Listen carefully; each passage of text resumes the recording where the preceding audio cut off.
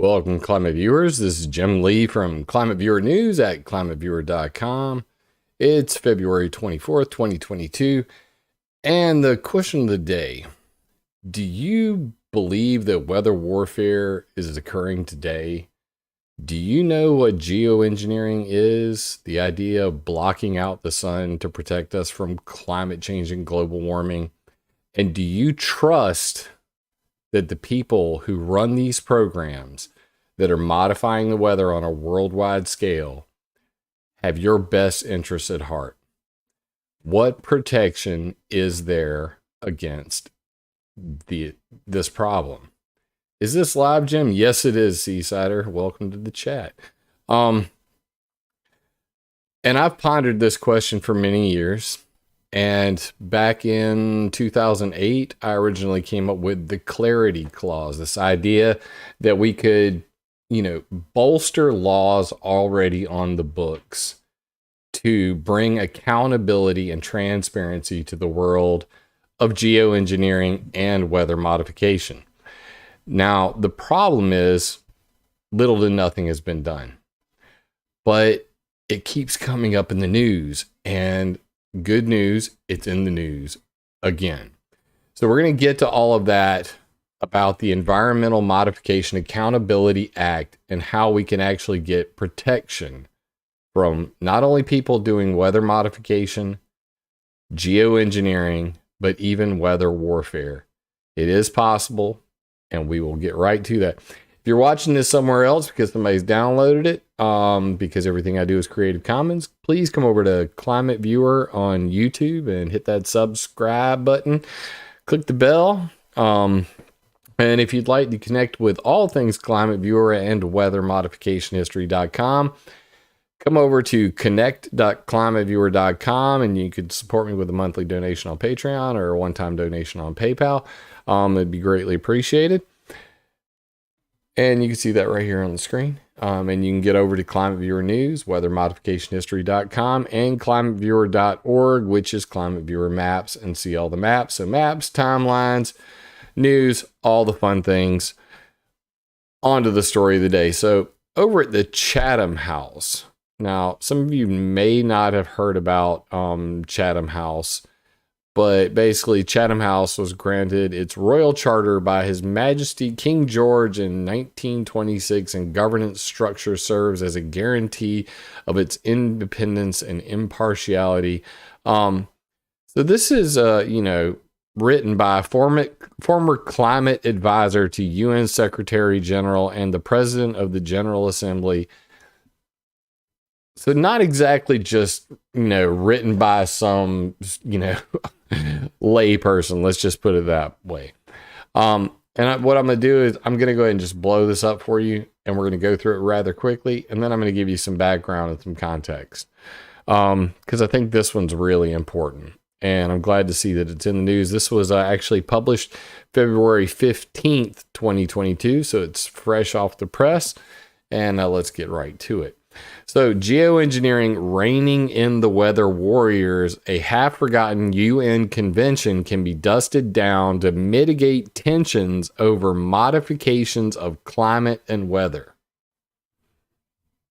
Good stuff. All right. While climate change has been dominating the international agenda in recent years, efforts to influence the weather and reflect solar heat have received less scrutiny despite their potential to increase regional tensions. You could translate that war.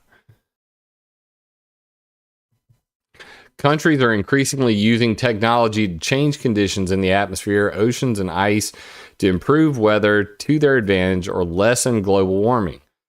However, the results of these interventions can cross borders, and what may be good for one country may not be good for its neighbors. This is not a hypothetical problem. Iran has already accused Israel of stealing its water by using cloud seeding that reduces rainfall over its territory. China, which already artificially alters its weather over major cities, plans to be able to modify weather over half its territory by 2025 to the alarm of its neighbors, including India. And two Middle East rivals, the United Arab Emirates and Saudi Arabia, are scaling up rain-making operations. All of this has been covered in detail on my, on my channel, on my websites. I've talked about every single one of these incidences. The Brigadier General in Iran accusing Israel of cloud theft. China wants to make a weather modification ground-based cloud seeding generators all over the Tibetan Plateau, 3 times the size of Spain. And, the United Arab Emirates has Climate Control Global Trading LLC and Magnetic Technologies LLC, which is weather generator. And then, of course, Saudi Arabia is also now spending that oil money on making it rain. And we ain't talking about in a strip club. So, yeah, weather control on a worldwide basis is growing at an exponential rate, and there is no oversight whatsoever. This is a serious problem and could lead to war. Don't doubt it. The best mechanism for policing such interventions can be found in the UN Convention that dates back to the end of the Vietnam War. The Convention on the Prohibition of Military or any other hostile use of environmental modification techniques, known as ENMOD Convention, came into force in 1978, has been ratified by 78 countries, including Russia, the United States, Britain, China, and Germany. The convention was hammered out between the Cold War superpowers following ethical concerns about Operation Popeye, a classified cloud seeding program carried out by the U.S. Air Force from 1967 to 1972. Right here, 1967 to 1972.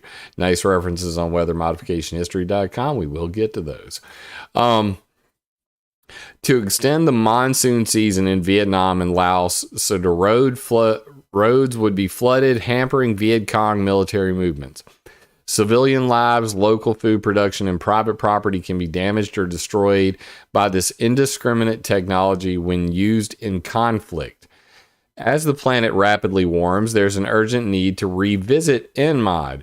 The agreement states in Article 1 that signatories are not to engage in military or any other hostile use of environmental modification techniques having widespread, long-lasting, or severe effects as a means of destruction, damage, or injury to any other state party. The "or" is important. The author's nailing this, by the way. I'm, pleasantly surprised to see. All 3 criteria, widespread, long-lasting, severe, need not be met, and many weather and climate-modifying technologies meet at least one criterion. An example of this is HAARP. So when doing space weather modification, HAARP says that they're not violating ENMOD because it's not long-lasting. Because the minute they turn the HAARP transmitter off, the effects go away. So everybody's kind of skirting the issue. Even though there is a weather warfare ban, it does not ban weather modification. So everybody can still say, well, we're just doing science over here, or we're just trying to make it rain on our crops. Oh, we just stole rain from the neighboring country. Oh, we just made it flood in the neighboring country.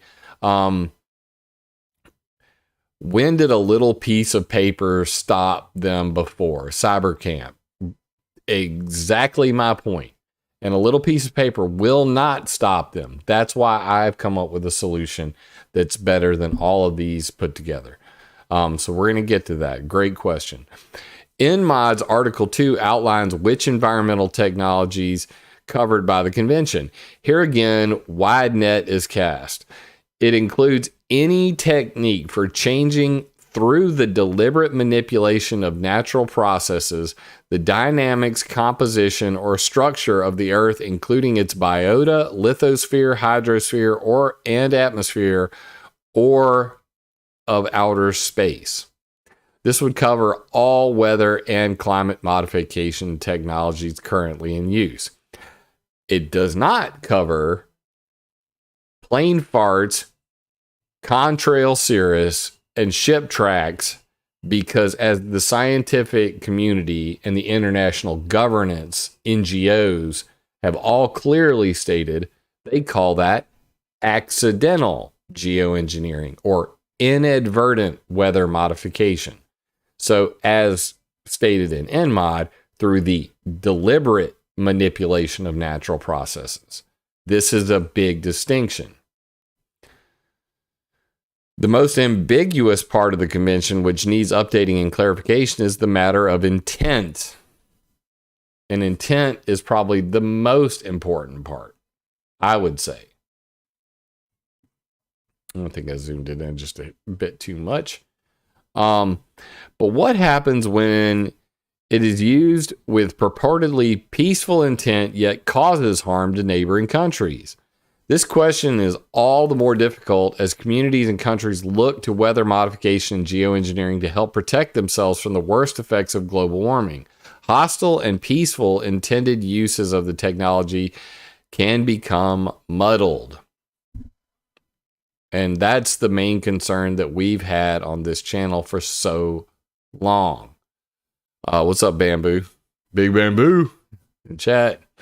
The technology falls generally into three categories with different objectives. Fertilizing the ocean to increase its uptake of carbon. This is called ocean iron fertilization. Brightening clouds or ice to reflect more sunlight back into space and thus reduce global or local warming. This is also known as marine cloud brightening. Or the most common technology, as seen in agriculture communities and ski resorts, of injecting aerosols into the stratosphere to increase rainfall or snow or to modify a storm, and that's cloud seeding. I don't know why they didn't say this in the article, but I'm reading this for the first time with you and reacting. I wanted to have a fresh take on it as I'm reading it. So you're going to get my unfiltered commentary. Such operations are already underway in more than 50 countries, according to the World Meteorological Organization. Quick fact check on that. If you go to ClimateViewer.com and go right here to the very front page, you can see a map of United Nations weather modification projects, 1952 through 1999. And you can actually go over to ClimateViewer.org and see that map yourself. So that is a thing. We do have a map of that, and I'll show it to you real quick. So these are all of the, as tracked by the United Nations, weather modification projects around the world, and they're classified by type with the reporting date. Hail suppression, Northern Croatia, 1970 through 1994, that sort of stuff. And you can see these weather modification projects everywhere, in every country, even Australia, even though they've only got it really down here. But there's more than just that, of course. So that's United Nations tracked weather modification projects, and that's barely scratching the surface. Barely scratching the surface. Mexico's Air Force, for example, has begun cloud seeding in the past 12 months. The Arctic Ice Project, an NGO, intends to deploy small hollow glass beads composed of silicon dioxide across parts of the Arctic Sea's ice and in the Arctic Ocean to increase reflectivity and slow global warming. This is called the Ice 911 project. Australian universities are piloting a salt spray over the Great Barrier Reef to reflect more of the sun's heat in an attempt to conserve the reef. Also covered on ClimateViewer news. Covered this right back here. Where's it at? I'm going to hunt real quick. Video. So many videos. It's a big boat. You can't miss it right there. Geoengineering the Great Barrier Reef, marine cloud brightening. So you can check that out right here on my channel, Geoengineering the Great Barrier Reef. All happened, all documented. Nothing gets by this guy. And like I said, the other was the ICE 911 project. Scientists are plagued, however, by the complexities of understanding the technology's direct impact and its knock-on effects. In the case of cloud brightening, a type of solar radiation management, there is uncertainty over how it might adversely affect ecological systems, agriculture, and global warming. Part of the reason for that is that they're spraying sea salt into the air. So they're actually going to be putting salt into the sky to increase the reflectivity, to brighten the clouds to reflect sunlight. In addition to just creating clouds, which will affect ocean phytoplankton, which is the largest source of oxygen on the planet, that phytoplankton also sequesters CO2 by eating it, calcifying and sinking to the bottom of the ocean. They're screwing up the whole freaking ocean by doing something like that. That's what they mean by ecological systems, agriculture, and global warming. Well, ship tracks are already doing this on a daily basis through the use of bunker fuel, which creates these long ship tracks, which create marine stratocumulus clouds, which block out the sun over the Pacific Ocean, most predominantly. But of course, they gloss over all this. You know, this is just the knock-on effect. I know who says that, Joey Bag of Donuts. I've never heard knock-on effect. Anyway, the Intergovernmental Panel on Climate Change, IPCC, notes that cloud brightening risks depleting the planet's ozone layer, fact, and affecting regional weather patterns. There's actually an international ban on screwing with the ozone, which hopefully they'll use to stop these sorts of things. And affecting regional weather patterns while doing nothing to reduce ocean acidification, acid rain, and how acidic the ocean will become.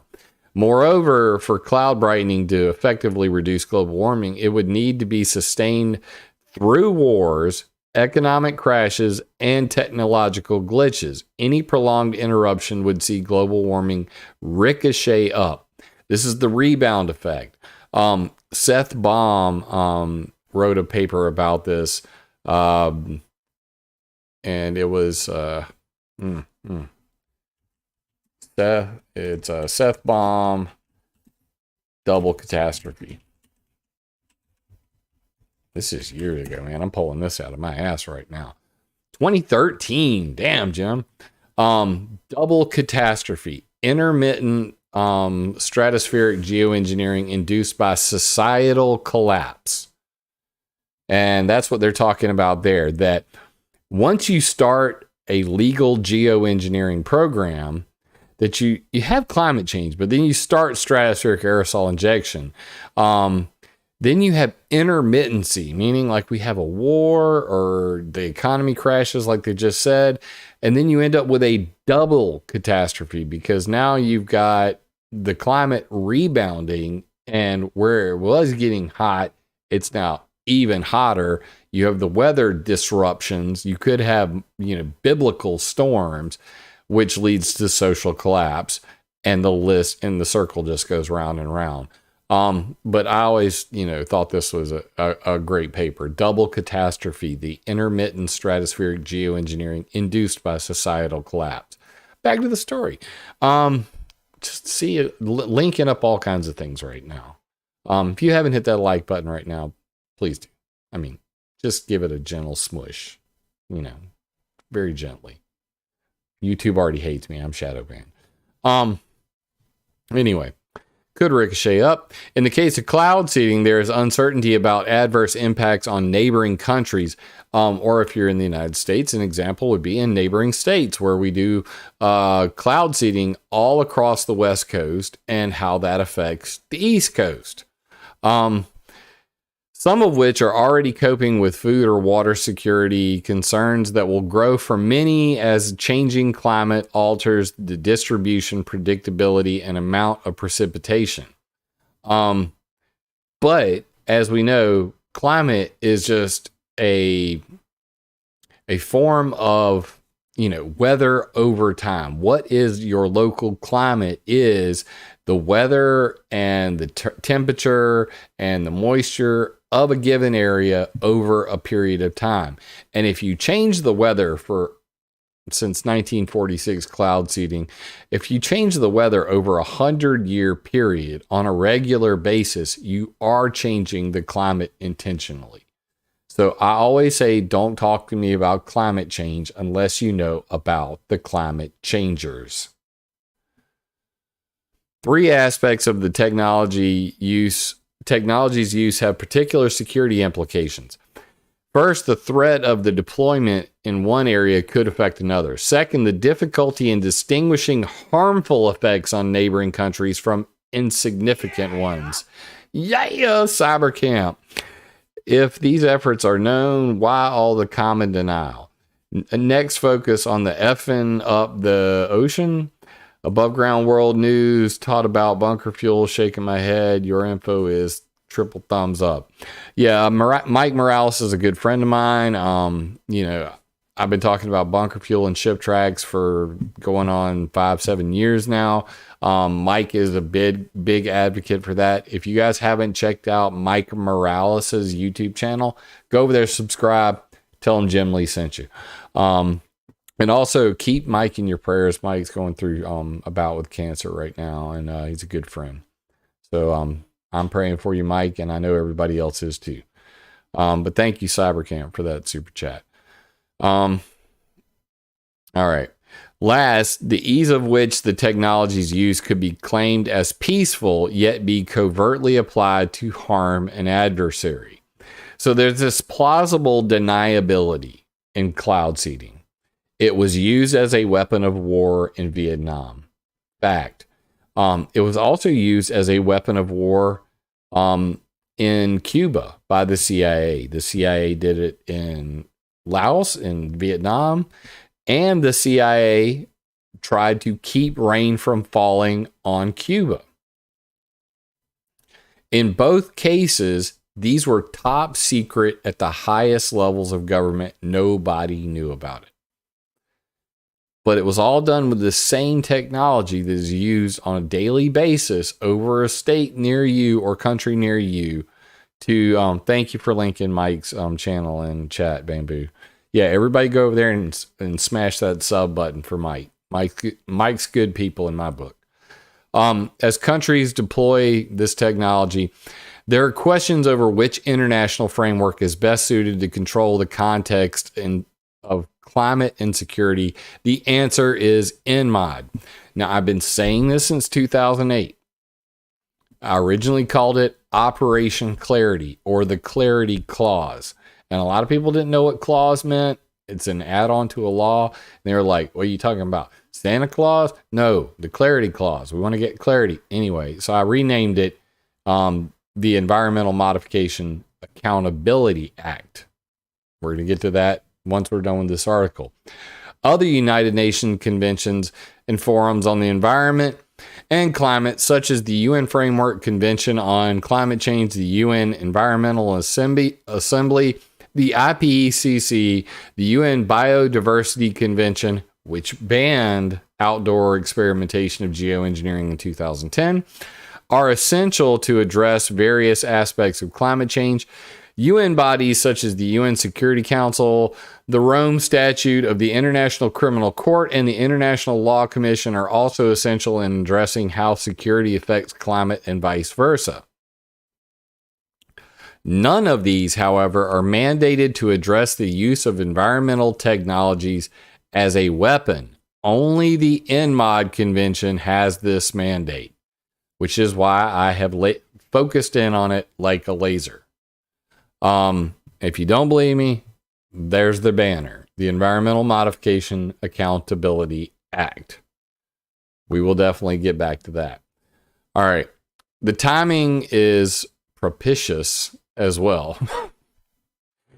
Article 8 of ENMOD requires that the UN Secretary General every 10 years to check with parties to the convention on the need to review the convention. That time is at hand. That means it's time to act, and it's time to bring up ENMOD AA. After review failures in 2002 and 2013, the UN Secretary General is obliged to inquire again with parties no later than 2023. If at least 10 respond positively, the Secretary General is required to convene a review conference.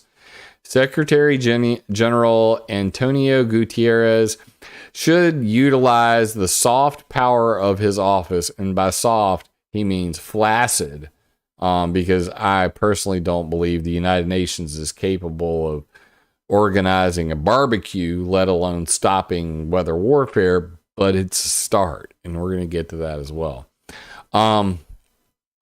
Should utilize the soft power of his office to urge parties to support a robust review of the convention. He should encourage more countries to join the convention as ever more adopt environment modifying technology. It is also crucial that the convention be updated to reflect a common and contemporary understanding of peaceful and hostile intent. I agree with that wholeheartedly. In the face of climate change, because polar bears and shit, countries need first and foremost to reduce emissions and support climate adaptation. What the hell does that even mean? These globalists and these technocrats, and just the way they talk, it's like foreign effing language. Simultaneously, however, they need to attend to the security implications of geoengineering and weather modification. Dusting off ENMOD is the place to start. I could not agree more. So I first heard about this in 2008. Interestingly enough, I covered this in 2014. Another individual kind of noticed the same thing. ENMOD Squad, Geoengineering Accountability. And this was from Arizona State University, New American Foundation, and Slate Magazine. And it was originally published in 2010. Could an obscure treaty protect developing countries from geoengineering gone wrong? ENMOD Squad. So what exactly is ENMOD? Well, if you want to find out, you need to come over to weathermodificationhistory.com, the world's most comprehensive weather control archive with hundreds of verified historical facts, images, and videos. Weather modification history's compelling evidence is easy to browse, exceedingly accurate, and encyclopedic in scope. You won't get all that, word cold slaw, as Juan Yankee says. You won't get word cold slaw like you did from the technocrat in this, Chatham House piece, which, generally hits all the right points. But it doesn't give you any of the, the details, the meat and potatoes. Anyway, Jim defined parties. Parties are places where people go hang out and have a good time. But in ENMOD, parties means countries that sign the treaty. Just clarifying, chat. So anyway, you come over here to weathermodificationhistory.com, click on view the timeline, and you can view the entire history of weather control. But right here, I've got the milestones, and you can see this is the Environmental Modification Treaty.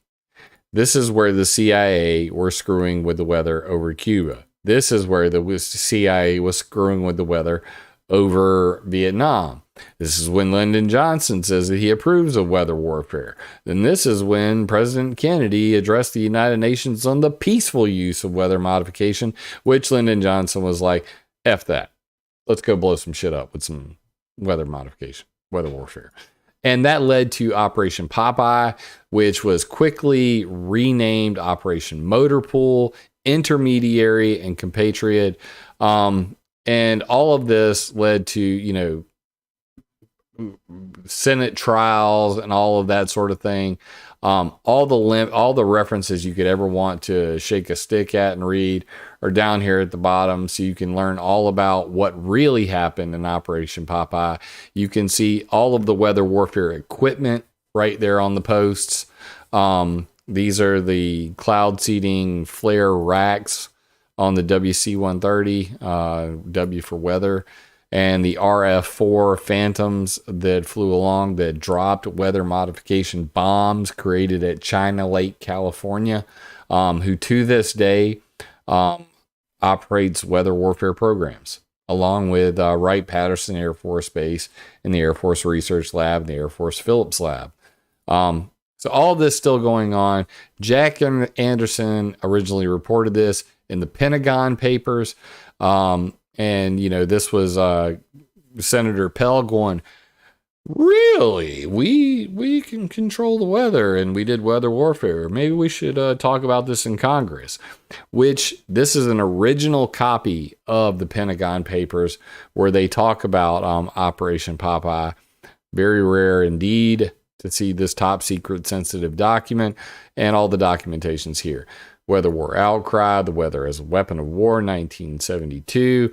All the newspaper articles, in fact, way more articles over here on right here in our newspaper vault. And of course, because I reset my zoom, now it's not where I wanted it to be. But Weather Warfare Warning, 1972. Pentagon concedes 7-year Vietnam effort in weather warfare. Rainmaking program, that's not it. Weather warfare, science for the people. Hurricane meddling, cloud seeding over Vietnam. U.S. cloud seeding charged in Vietnam. Top secret weather controlling revealed in Vietnam. You cannot find these newspaper articles anyway. Shout out to Dominic Marama, my brother from another mother from Canada, who created all of these from piecing together newspaper articles from all kinds of sources like Google News and different websites, and making them into a single image that you can download, read the article, see the real history of weather control, acts of God in Congress, rainmaking over trail tried by CIA. And of course, Henry Kissinger was at the head of all of this. So, Kissinger and Lyndon Johnson, CIA, the Air Force, and the U.S. Navy, all involved. And as few as 19 people actually knew about this weather warfare going on for 7 damn years.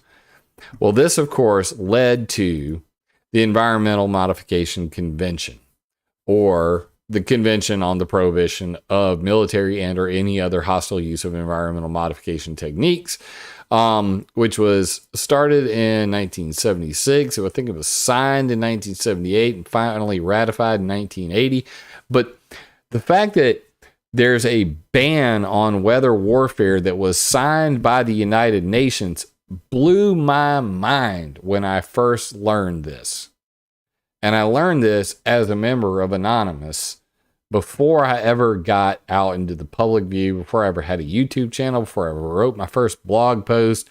I was finding all of these documents, and that's kind of what led me to where I am today, is that through researching all this stuff, I couldn't keep my mouth shut, okay? So now I'm here, and I can't keep my mouth shut. Still can't keep my mouth shut. We're going to talk about them. But, I have the entire thing right here, Article 1 through all of the articles that they talked about, so you can read it yourself, including a whole bunch of really classified documents you're not going to see anywhere else, like secret restraints on environmental warfare, 1974, for Secretary Henry Kissinger. Secrets now scratched out. And I've downloaded these as local copies, so you're not going to be able to delete them. They're here forever. And you can really read all of the behind the scenes on how the weather warfare ban came about. But that's not the important part. The important part is that this treaty is completely limp. It is completely flaccid. It has no teeth. What good is banning weather warfare if you have no way to catch somebody doing weather warfare? That's kind of what they're hinting at in this article. That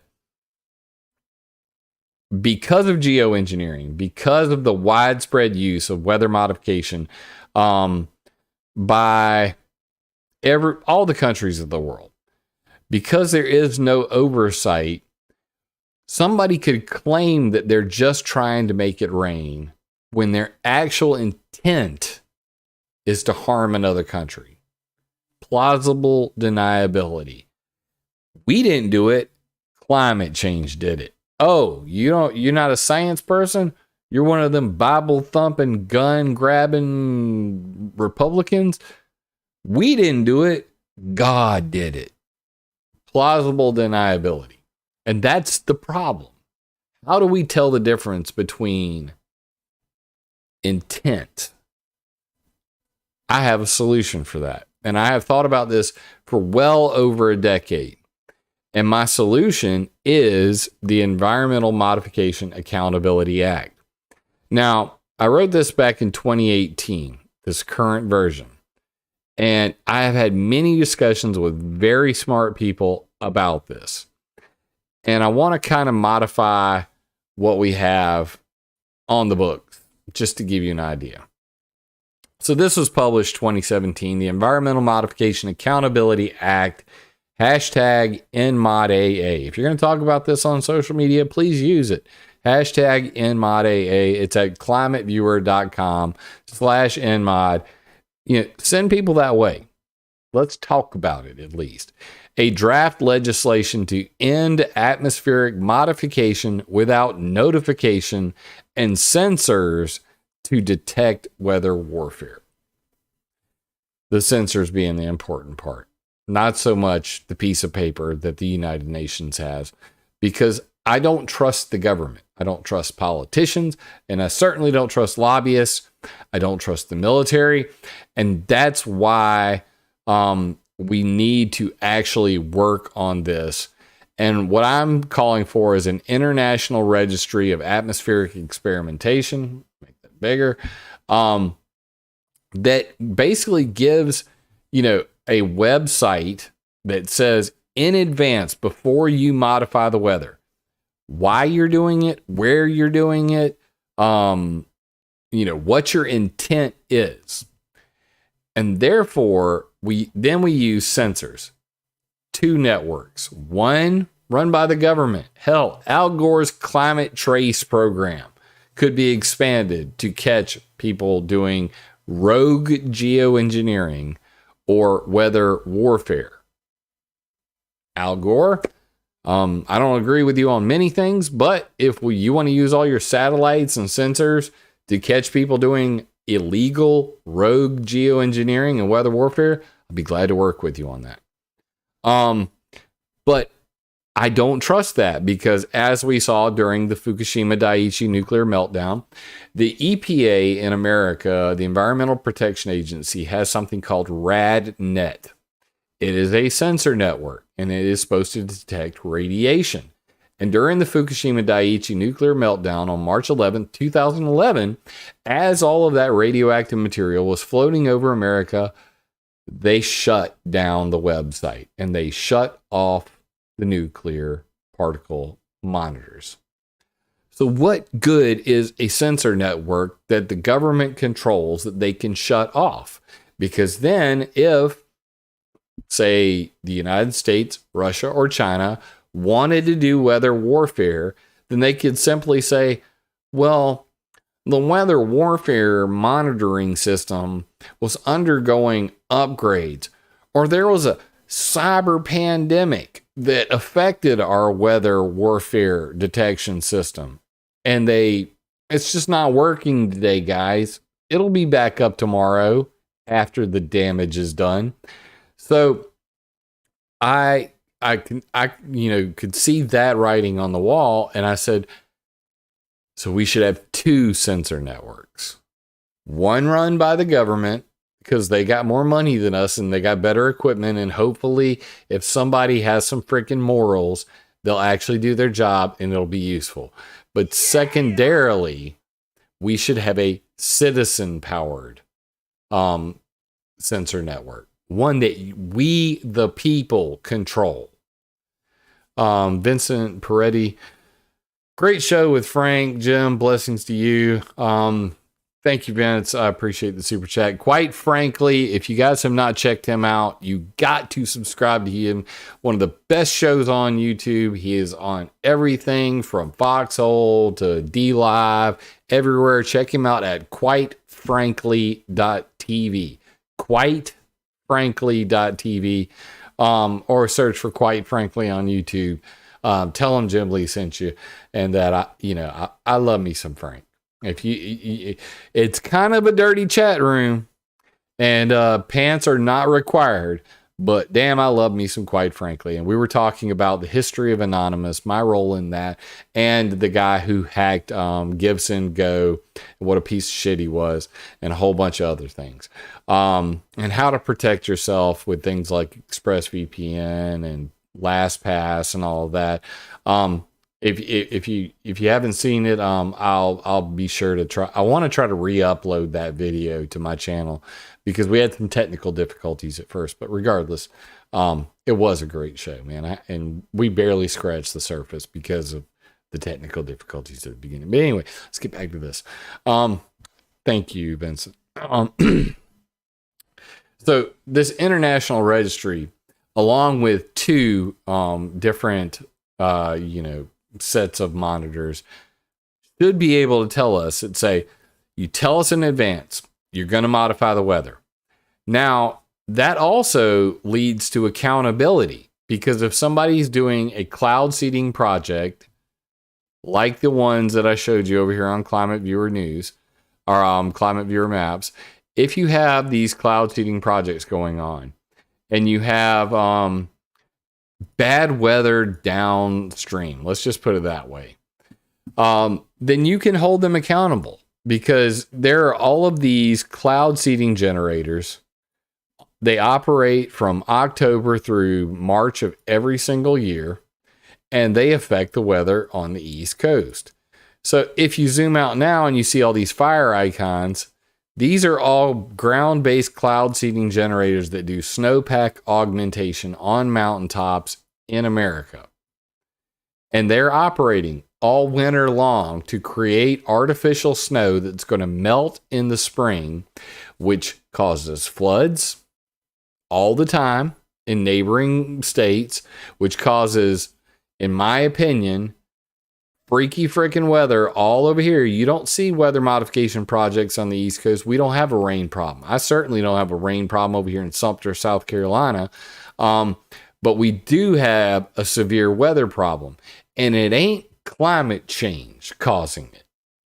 It's the climate changers. Names and addresses on all of these, by the way. Who paid for it, who did it, why they did it, when they did it. The problem is we don't have worldwide weather modification reporting process. In America, we have the Weather Modification Reporting Act of 1972, which says that if you modify the weather in America, you have to report it to NOAA, and you have to have a form that you report before you start doing the weather modification, an interim and final report, and it doesn't even list the actual days you were doing it, just how many in total and what chemicals you used and why you did it. That's not good enough for me. And it shouldn't be good enough for you either.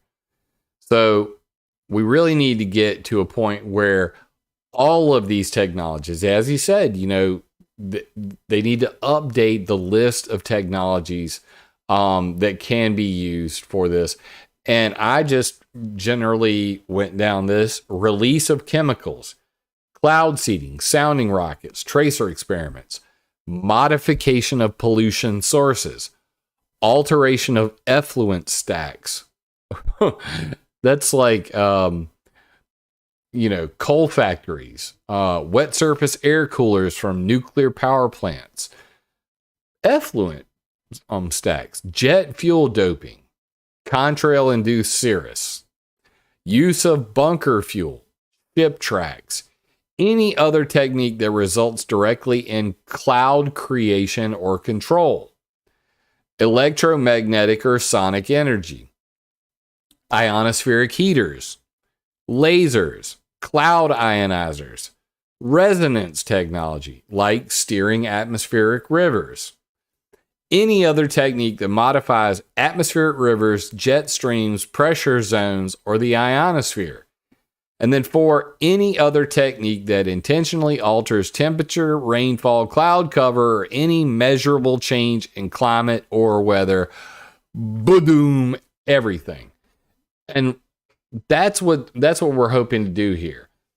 The ENMOD Accountability Act, how it works, require notice up front with the registry.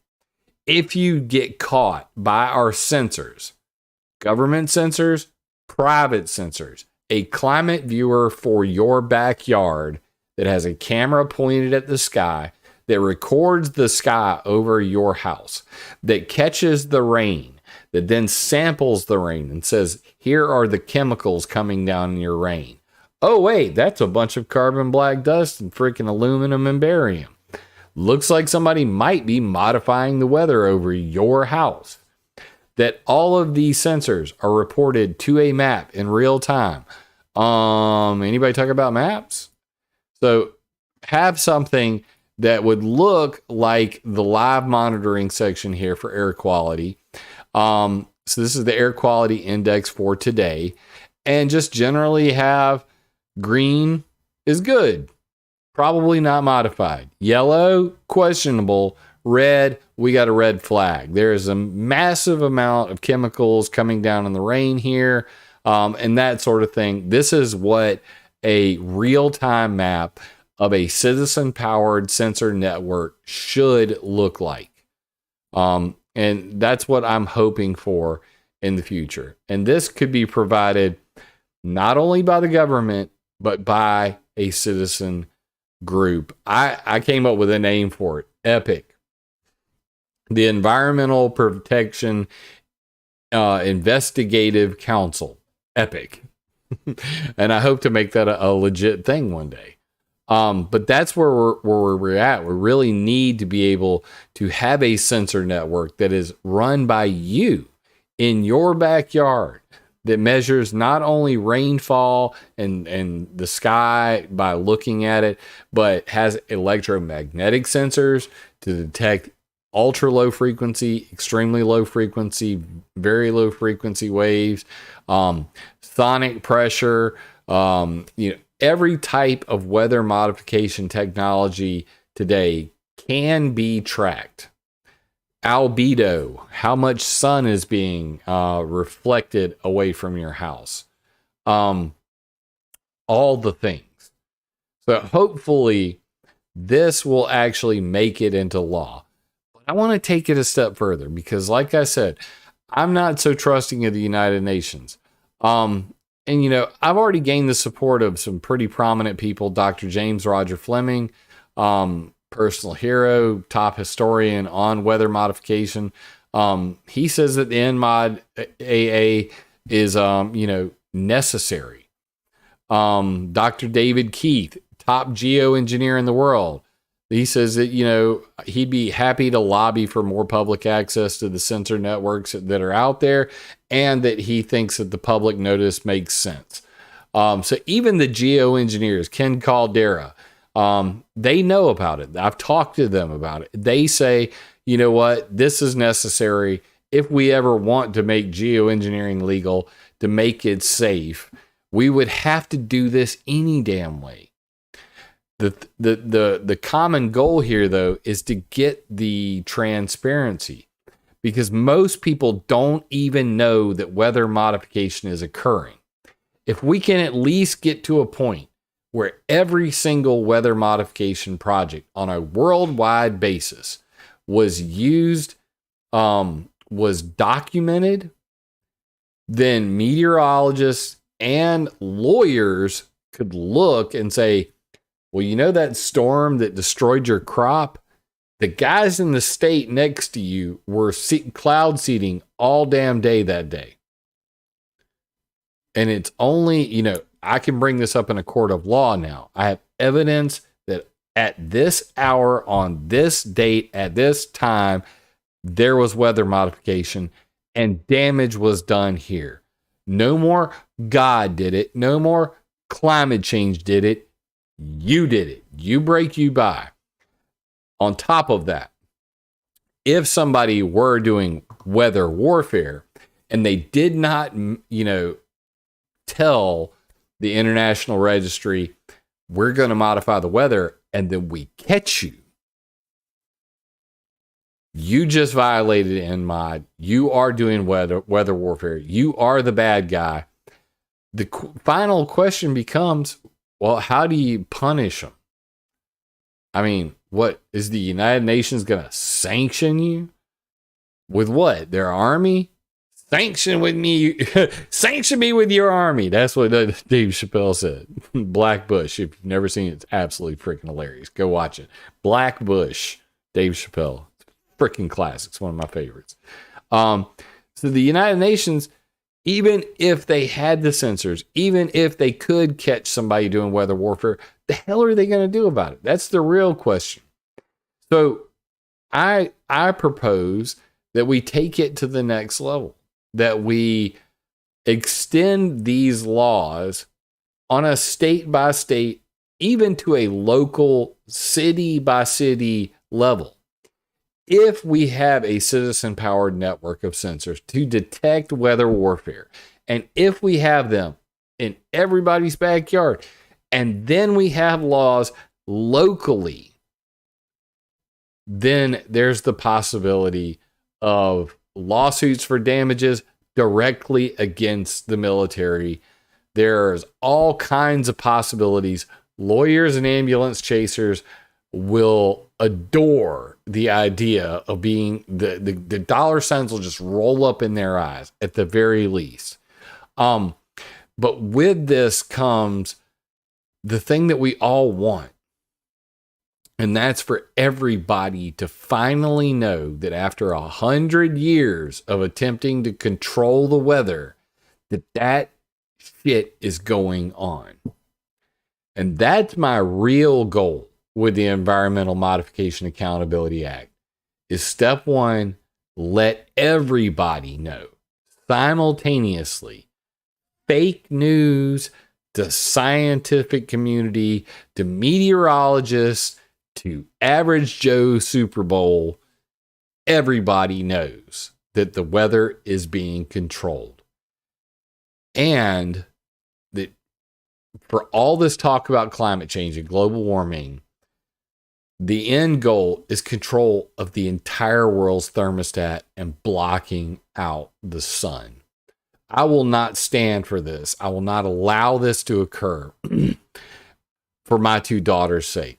I have a 12-year-old daughter and a 5-year-old daughter, and they are not going to grow up in a world where you cannot see the freaking stars, where solar energy has no future because some asshole globalist technocrat can flip a dial and send out drones and block out the sun on a whim. That when you do stratospheric aerosol injections and you do solar radiation management, you mimic what volcanoes do naturally and you change rainfall patterns on a worldwide basis. They would not only be able to control the temperature of the planet, they would be able to control where the rain falls and how much, which is just an extension of what's been going on all along. So I hope and I pray that during this small window, when the Secretary General is supposed to be reevaluating the ENMOD Convention, that they take our suggestions, they take my suggestion, and hopefully our suggestion to take the Environmental Modification Accountability Act and act on it to fully make the entire world of weather control transparent. That before you modify the weather on an hourly basis, not just, hey, for the next 3 months, we're going to be modifying the weather. I filled out my government form. I'm good. That I'm going to modify the weather over the next 3 months. And every time we go to light a burner on a cloud seeding generator, we need to report in real time that that's occurring. We're in the age of IoT, the Internet of Things. You can't tell me that you can't stick a little Bluetooth, cell phone, something on that cloud seeding generator and tell the world when it's on and when it's off. Not just your cronies in your little government labs or your universities or your private companies or your military, branch. Everybody should know when this is occurring, because this is a everybody problem. I don't give a damn if you're on the left. I don't give a damn if you're on the right. I don't give a damn if you're an atheist or if you're religious. It does not matter. The weather can kill you regardless of your opinions or beliefs. This is something we should all be able to unify behind. Control of the weather means control of you and your life, your death, the future of humanity. I have dedicated my life to this topic because it is that important. And I hope that people will understand that things like the Environmental Modification Accountability Act, it may not be perfect.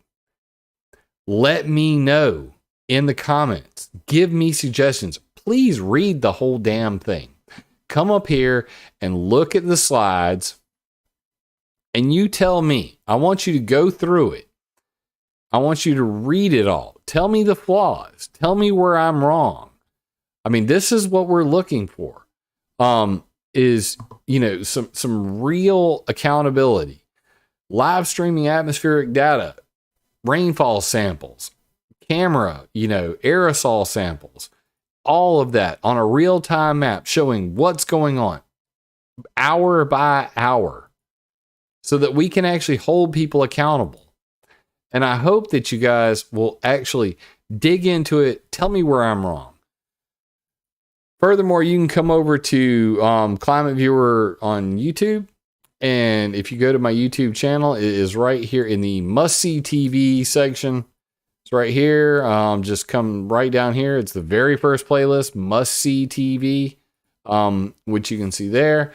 And it has all of my PowerPoint presentations on the major topics. And when I went to the Environmental Protection Agency and talked to them about plane farts and all of that. And that's where I came up with the term epic. Funny little story, actually, because as you can see here, where is it at? When I went to a strange land where nothing seems to work.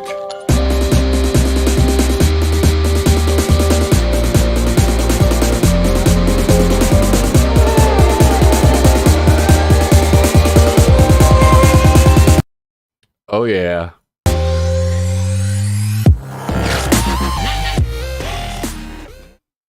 And that's when I was on C-SPAN. Hi, my name is James. I look forward to the ability to talk about the Environmental Modification Accountability Act, hopefully in front of the United Nations one day. From jet planes are a threat to human health under the Clean Air Act while doing nothing. But that's just, I wanted to point that out. It was 2015 when I came up with that. Epic. The Environmental Protection Investigative Council. But anyway, that's just kind of funny. Who's that young man? That's this guy. I mean, wow. I'm growing way too fast. Don't be so harsh on me, guys. Oh my God. Am I looking that freaking old? I mean, you guys know I went through Graves' disease and I literally had my thyroid cut out. And I mean, if you go and you compare me to, like, say, Jet Li, you'd say I did pretty well. Jet Li, Graves' disease. This is just harsh. Now you got me on a side rant. Yeah, this is Jet Li today. I'm telling you, Graves' disease, the son of a bitch. And had I not gotten my thyroid out, the guy you saw in 2015 might look a hell of a lot older and worse. But Jet Li, I'm a big martial arts fan. MMA. My daughter is 12 years old. She's in MMA, has an orange belt already. Jet Li experienced hyperthyroid and it aged him exponentially fast. So yeah, there's that. It could be worse. I mean, I think I'm looking pretty damn sexy for a guy who just had his thyroid cut out in March of last year. And I'm doing pretty well. I got my muscles back. You know, it just feels good to feel good again. That being said, let me know. Go to climateviewer.com/ENMOD. Look at the Environmental Modification Accountability Act. Find the holes in it. Find the things you like about it. Let me know in the chat. Please support my work. Go to Patreon. Send me a one-time donation on PayPal. I do all of this for free. Everything I do is open source. I make it free and I make it open source because you're not going to be getting some copyright claim from me like other YouTube channels. You're not going to get some copyright claim from sharing my article word for word. All I ask is that you share it and give a link to where you got it from so people can come back and see all the other things I'm doing. But please take a look at the Environmental Modification Accountability Act. Tell me how I can improve it. Get me in touch with somebody who can do something about this. I would love to be there at the negotiation table when they talk about this, revisiting ENMOD. Because I believe that this is an actual solution. There are many YouTube channels out there talking about weather warfare and weather and chemtrails and all that stuff, HARP, on a daily basis. If they don't have a solution, I think I have a solution. There are top NGOs and scientists and policymakers who agree with me. The two top geoengineers on the planet agrees with me. The top historian on weather modification in the world, James Roger Fleming, who wrote the book, he agrees with me. If you don't believe he wrote the book, I'm talking this guy right here. I literally interviewed him, Fixing the Sky, interview with Dr. Jim Fleming, who wrote the book, Fixing the Sky, The Checkered History of Weather Control. The greatest book right here. You can check it out over on Amazon. Just buy yourself a copy. New sub. Welcome to the ClimateViewer family. You are now a ClimateViewer too. But James Roger Fleming is the top historian on this. And I interviewed him when I went to the 21st conference on planned and inadvertent weather modification. I interviewed people who did cloud seeding and Operation Storm Fury, whole bunch of different, individuals. But this was my favorite interview by far because he is, one of my, heroes. Let's just be real blunt about it. And he happened to use the same Collier's magazine cover, which is the logo for weathermodificationhistory.com, as you can see. So we have that in common as well. Just a little secret love shake for him. Collier's magazine, 1950s. Weather made to order. It's on the cover of his book. It's on the cover of our logo. And you've probably seen it many other places, but now you know where it came from. And all these people think that this is a good idea. This is an idea whose time has come. So I hope that we can get the transparency that we've all been demanding for a very long time. Once again, appreciate everybody tuning in. Please go to connect.climateviewer.com and see all of the things. I'm on Odyssey, BitChute, Rumble, clearly on YouTube, on Getter, Facebook, Twitter, Parler. Check out my merch on spring.com. Operation Storm Fury ? By T. Oliver. That's Operation Storm Fury is also on weathermodificationhistory.com. Like I said, you can go right up here to weathermodificationhistory.com, click timeline, type in Storm Fury, all one word, and you can see Project Storm Fury, and you can see all about that. Battling the big ones, the hurricanes. These are the guys who are actually doing weather modification on hurricanes for NOAA in America and all of this is the cold cloud modification bomb created at China Lake, also used in Operation Storm Fury or Project Storm Fury, and a whole bunch of other stuff related to that. Lots of references. Read all about it. Weather warfare and Project Storm Fury. Interesting stuff. But saw the question in chat. Figured I'd answer it real quick. All the things are already in the timeline. Just go to the timeline and you can sort it by geoengineering, weather modification, or space weather modification. And if you really want to drill down, there's also show tags, and you can look at things like the CIA. You can look at things like carbon black dust or artificial clouds, aka chemtrails, cloud ionization, cloud seeding, decreased precipitation, make it not rain, directed energy weapons like the solar powered satellite. You can learn everything about the history of weather control from 1840 through the present day, starting with James Pollard, SB, the Storm King, who wanted to create forest fires on the West Coast to make it rain on the East Coast. And how many people have said, why is California, Oregon, and Washington always on fire? Maybe it's not a coincidence. But we'll never know without accountability and transparency, and that's what we're hoping to get here. So please support the Environmental Modification Accountability Act. Please share this video. Leave me a comment. Let me know where I'm wrong. Let me know where I'm right. Tell me to go screw myself, or tell me, hey, man, good job. Hey, man, nice shot. And I will continue to press forward on this, and I will certainly catch you on the next one. So with this information comes power. And with power comes great responsibility. So please use this information to attack ideas, not people. Love you, mean it. Be safe out there.